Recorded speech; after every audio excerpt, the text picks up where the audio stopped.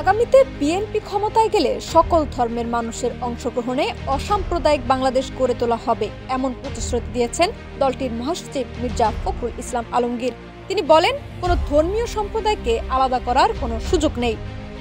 সোমবার সকালে রাজধানীর গুলশানে বিএনপির চেয়ারপারসনের কার্যালয়ে বাংলাদেশ খ্রিস্টান ফোরামের নেতাদের সঙ্গে মতবিনিময় শেষে এসব কথা বলেন মির্জা ফখরুল। তিনি বলেন, ৭১-এর চেতনায় যে অসাম্প্রদায়িক বাংলাদেশ গড়ে তুলতে চেয়েছিলাম তা আজ ধর্মীয় বিভাজনের কারণে বিকৃত করা হচ্ছে।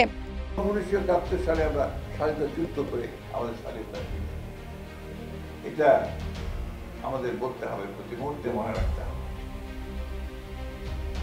আজকে দুর্ভাগ্যজনকভাবে সেই বাংলাদেশে আমরা যে বাংলাদেশের একটা সাম্প্রদায়িক জাতি হিসেবে গড়ে তুলতে চেয়েছিলাম, সেখানে বিভিন্ন রকমের আপনার প্রচেষ্টা চালানো হচ্ছে থেকে একটা ধর্মীয় দৃষ্টিকোণ থেকে দেখার কারণে। ৭১-এ আমরা যে অসাম্প্রদায়িক বাংলাদেশ চেয়েছিলাম সেই চেতনা আজ ধর্মীয় দৃষ্টিকোণ থেকে নষ্ট করা হচ্ছে। কোনো ধর্মীয় সম্প্রদায়কে আলাদা করার কোনো সুযোগ নেই। বেকারত্ব সমস্যা সমাধানের প্রতিশ্রুতিও দেন বিএনপি মহাসচিব। তিনি বলেন, ক্ষমতায় এলে ১.৫ বছরের মধ্যেই ১ কোটি মানুষের কর্মসংস্থান করা হবে।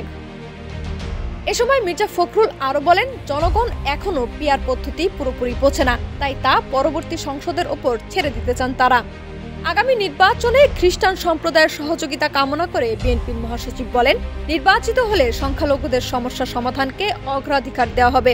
তার অভিযোগ, কেউ কেউ ৭১-এর চেতনা ভুলিয়ে দিয়ে দেশে নতুন চিন্তাধারা চাপিয়ে দিতে চাইছে।